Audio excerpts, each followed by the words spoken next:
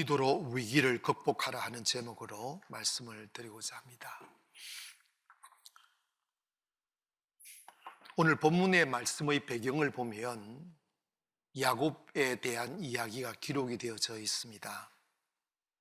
사실 야곱은 쌍둥이로 태어났죠. 형 에서가 먼저 나오고 이 쌍둥이가 태어날 때 좀 인터벌이 좀 있어요. 한 10분? 어떤 사람 30분? 왜 쌍둥이 낳아본 사람하고 이야기를 안 합니까?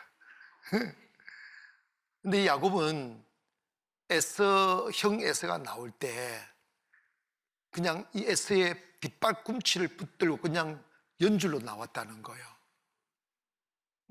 그런데 이렇게 보면 에서는 강한 자였고 야곱은 유약했습니다. 에서는 당시에 사냥을 잘했고 야곱은 이렇게 어머니의 치맛자락 아래서 어머니를 도우고 부엌에서 주로 많이 지냈던 기록들을 남기고 있습니다. 어머니의 품을 떠나보지 못했던 야곱이 홀로 광야에서 밤을 지새울 때 얼마나 두려웠겠습니까? 맹수의 울음소리를 들을 때 오금이 적셔오고 두렵고 불안하고 그 마음을 어디 달랠 길 없어 야곱이 한 게 있다면 하나님 아버지 앞에 기도하는 길밖에 없었어요. 창세기 28장에 가보면 한 나루터에서 두려운 밤을 지새고 두려워서 깊은 잠을 이루지 못하니까 하나님의 천사들이 내려와 사닥다리를 내려놓고 천사들이 오르락 내리락 하는 모습으로 위로를 해주었습니다. 그때 야곱은 그의 적막한 마음을 이렇게 서은으로 남깁니다. 하나님, 나 좀 도와달라고, 나의 이 외롭고 두려운 길에서 나를 지켜달라고. 나는 길 가다가 맹수한테 잡아먹힐지도 모릅니다. 아니면 산적들에게 해를 당할지도 모릅니다. 어머니가 화란을 가라고 했는데 화란이 어디 있는지도 모릅니다. 어디로 가야 될지, 어떤 길을 선택해야 될지, 사막 한복판에 서서 지도 하나 없고 나침반 하나 없는 그 방황의 거리에 서서 그의 마음의 두려움을 달랠 길 없어 하나님께 기도하는 거예요. 하나님, 나를 편안하게 죽지 않고 아버지 집으로 다시 돌아갈 수 있도록 만들어주세요. 지금은 형의 칼을 피하여 어쩔 수 없이 두려움으로 도망가는 신세지만 하나님이 나를 건강을 지켜주시고 나를 축복하여 주셔서 내 고향 땅 다시 돌아와 내 부모님과 아름다운 가문을 이루며 살아갈 수 있도록 나를 지켜달라고. 그렇게 하시면 영원토록 하나님이 나의 하나님이 될 것이고 내가 이 눈물을 흘리며 베개한 이 돌베개가 하나님의 성전이 될 것이며 내가 일평생 주신 재물의 11조를 반드시 드리겠습니다 라고 서언을 합니다. 맹세했다는 거죠. 사람은요 급하면 맹세 잘하더라고요. 근데 사실은 야곱은 정말 너무 두렵고 너무 불안하니까 맹세를 했으라도 마음의 안정을 얻고자 했던 거죠. 그런데 하나님 그것을 들으셨어요. 여러분, 이와 같이 우리네들의 사람들은 세월을 살아가면서 어제보다 더 안정된 오늘을 원하고 오늘보다 더 나은 내일을 위하여 땀을 흘리고 숨죽이며 살아가고 조심하고 그리고 바르게 살려고 몸부림치기도 하고 그래서 교회 나오기도 하고 술도 끊어보기도 하고 내가 어려움을 당할 때면 내가 죄가 많아서 이런가 보다 싶어서 좀 더 정결한 삶을 살려고 노력도 해보지만 사실은 우리가 살다 보면요 위기라는 게 예측하지 못한 곳에서 일어나게 되어져 있어요. 우리가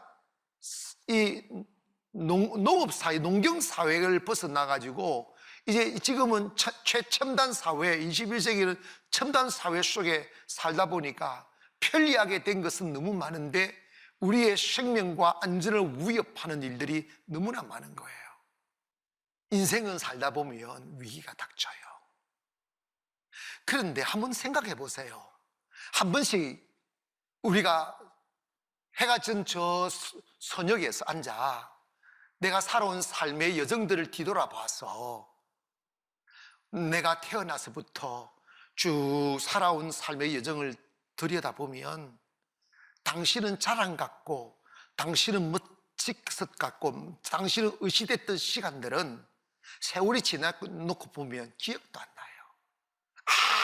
아무 의미가 없어요. 그런데 내 뒤를 따라오는 사랑하는 사람들에게 너의 살아온 삶의 여정 속에서 자랑할 수 있는 시간이 있었다면, 그리고 우리에게 남길 말이 있다고 여기신다면 말해보라고 할 때 사람은 언제나 자기의 역경의 시간을 이야기합니다. 위기의 시간들을 이야기한다고. 그때의 그 슬픔, 그때의 그 외로움, 그때의 그 답답함. 근데 그때 나는 죽는 줄 알았어. 나는 망하는 줄 알았어. 그런데 나를 도울리 아무도 없는 그 외로운 시간이 되니까 내 안에서 기도가 터져 나오더라. 금식하게 되더라. 하나님께 부르짖게 되더라. 그런데 하나님이 기도하니까 내가 알지 못하는 새로운 길을 열더라. 나의 구원의 팔을 펼치사 나를 구원해 주시더라. 오늘 내가 당당하게 있게 된 것은 그날이 있었기 때문이란다 하며 그날의 위기를 자랑하는 것이 인생입니다. 그런데 문제가 있어요.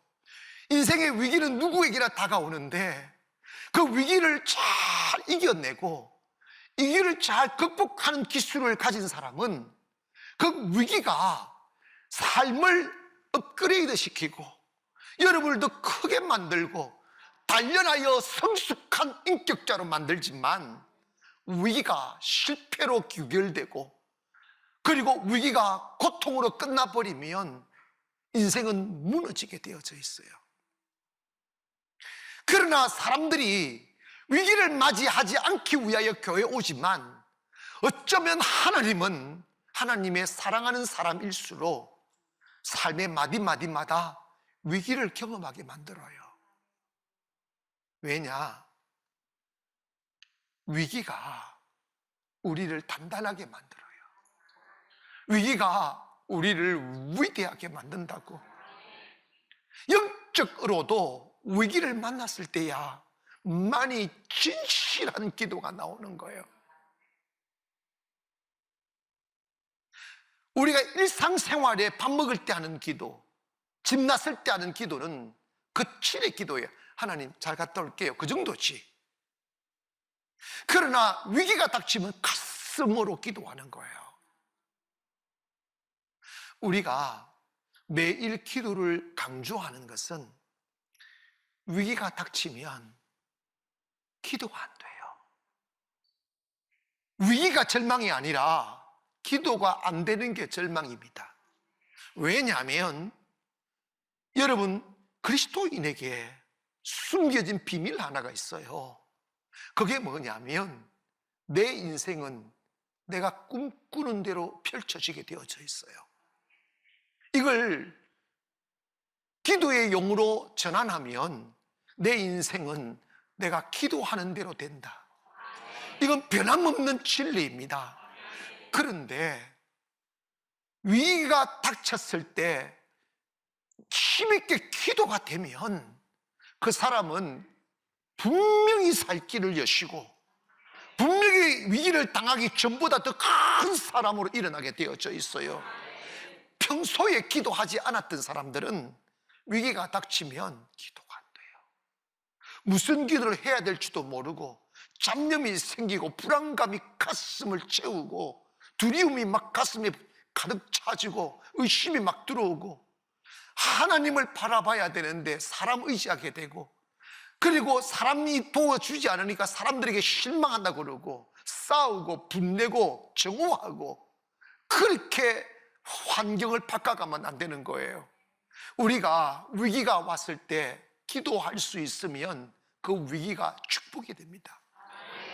그런데 그 기도를 위기 때 기도하려면 평소에 우리가 좋은 일 있을 때도 기도하고, 아멘, 아무 일 없을 때도 기도합니다.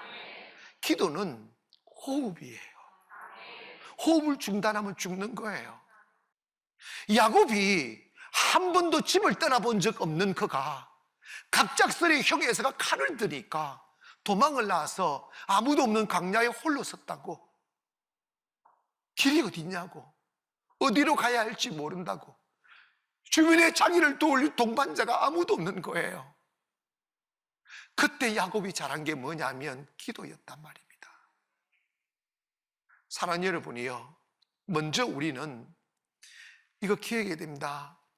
위기가 따라합시다. 위기가 닥치면 기도하자. 아멘. 그런데 그때 기도하기 위하여 평소에 아무 일 없어도 호흡을 중단하면 안 돼요. 영혼의 호흡이 기도라, 이 말입니다.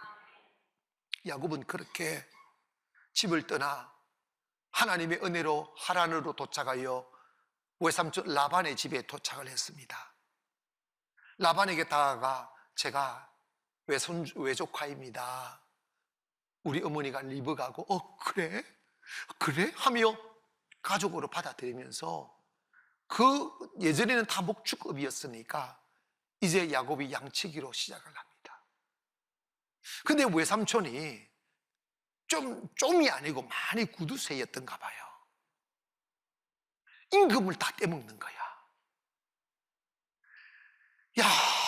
열심히 땀을 흘리고 땀을 흘려도 임금을 자꾸 속이는 거예요. 준다 했다가 안 준다. 요즘 같으면 악덕업자다. 뭐 요즘은요, 이게 노동청에 고소하지만 그 당시에는 그런 생각도 못했던 시절이야. 여러분, 그래도 고소는 하지 마세요. 하나님께 기도하세요. 하나님, 나 월급 좀 받아달라고. 별로 그렇게 심각한 이야기는 아닌데 그래. 그런데 여러분, 야곱에게 꿈이 하나 있어요. 내가 부자가 되어서 금이 환양하며 고향에 내려가 다시 부모님과 함께 가정을 일구며 살아가는 꿈이었어요. 그런데 20년 동안 숨죽이며 그날을 위하여 살다가 이러다가 나 안 되겠다 싶으니까, 나 부자 안 되겠다 싶으니 외삼촌 라반과 계약을 체결을 했어요. 뭐냐면, 외삼촌, 지금까지 내가 노동하고 살았던 것에 대한 임금에 대하여 달라 말하지 않겠습니다. 그래? 좋아하는 거지. 약속 안 하십시다.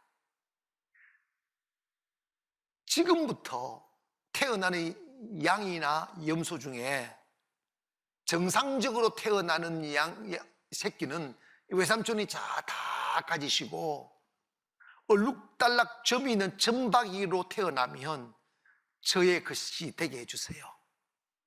목축업을 한 라반은 얼룩배기 양은 1000마리 한 마리, 10,000마리 한 마리 태어나니까 빨리 도장 가져온나, 도장 없나, 손바닥 가져온나 해가지고 빨리 도장 찍으래. 또 도장을 찍었어. 그리고 나니까, 여러분, 이거 중요합니다. 에스카가 되지 말고 야곱가 되기를 바랍니다. 내 노력, 내 체주로 살지 말고 하나님의 축복으로 살아라고요. 야곱은 이스라엘의 아브라함의 언약을 이어받은 혈통이잖아.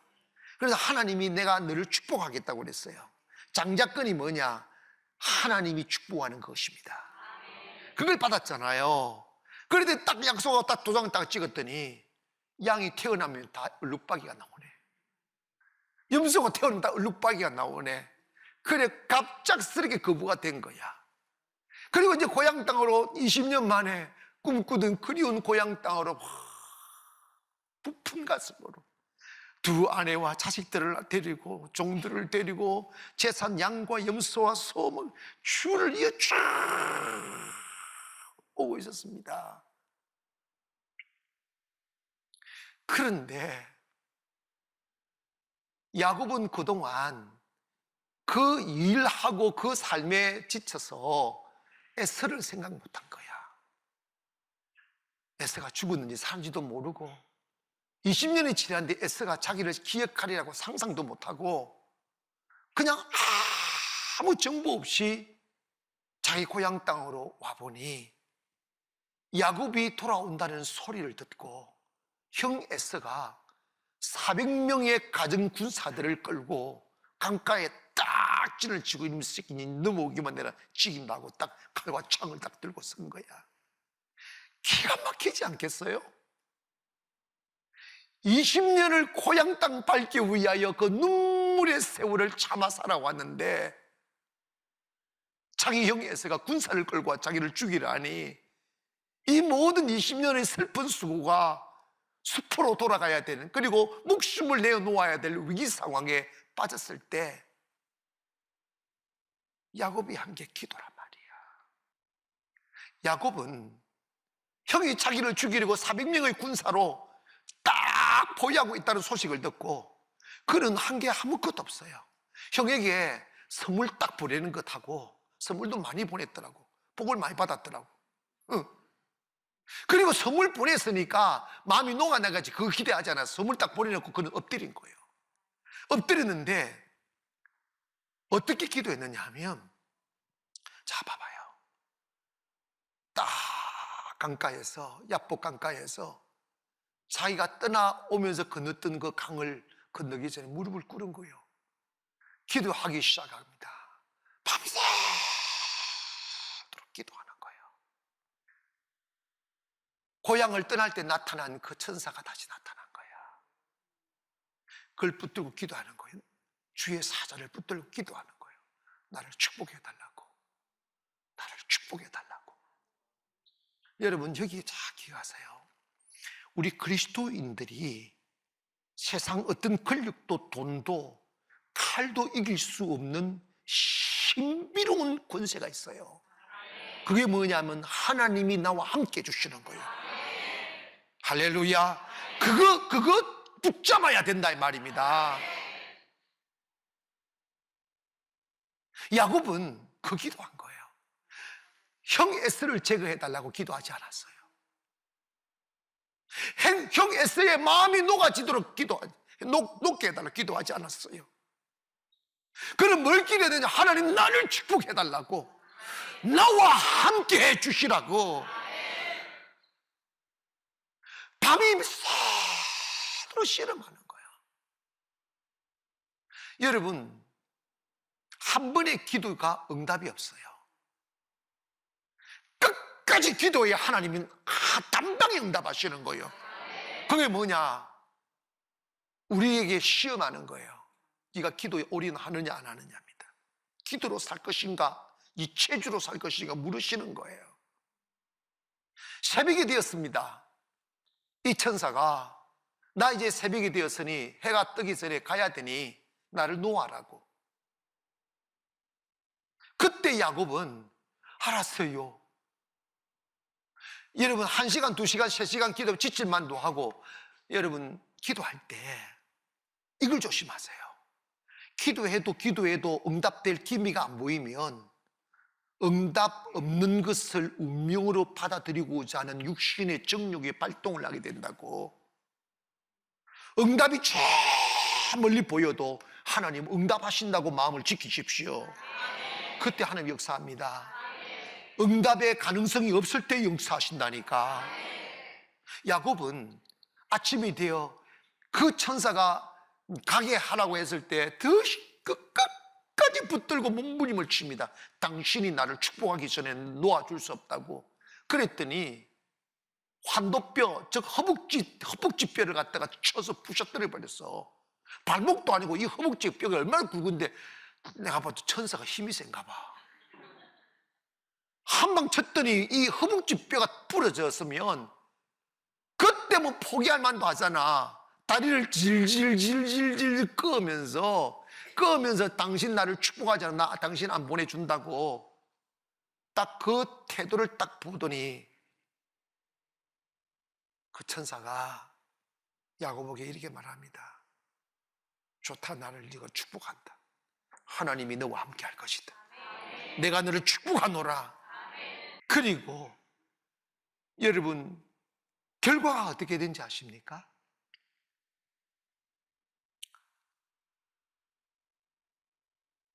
그리고 천사는 떠났어요. 아침이 되어 강을 건넜습니다. 강을 건넜더니 20년 동안 원한을 풀지 아니하고 야곱이 온다는 소식을 듣고 야곱과 가족을 죽이려고 군사를 일으켰던 에스가 하나님이 축복하는 딱 그 순간에 20년의 원한이 사라져, 기억도 없어요. 사라져 버렸어요. 성경에 보면 너가 나와 화목하면 원수를 찾으려고 해도 찾지 못할 것이라고 했어요. 하나님이 원수를 제해 주시는 거예요. 할렐루야. 그러니까 강가에 가서 많은 선물을 주니까 형이 이런 이야기예요. 에스가 이게 뭐냐고. 형님, 내가 형님께 드릴 선물이라고. 아니야, 나 충분하니 너무 선물도 안 받으려고 그러고. 야곱이 얼마나 긴장되겠어요. 얼마나 무섭겠어요. 얼어가지고 얼음으로 서 있는데 에스가 와서 창을 훅 주실 줄 알았는데 창을 들고 막 달려 창을 버리고 오는 거야. 칼을 두고 어디 칼을 버리고 왔더니 와가 주먹으로 칠 줄 알았는데 쫙 앉는 거야. 아멘도 안 하네지.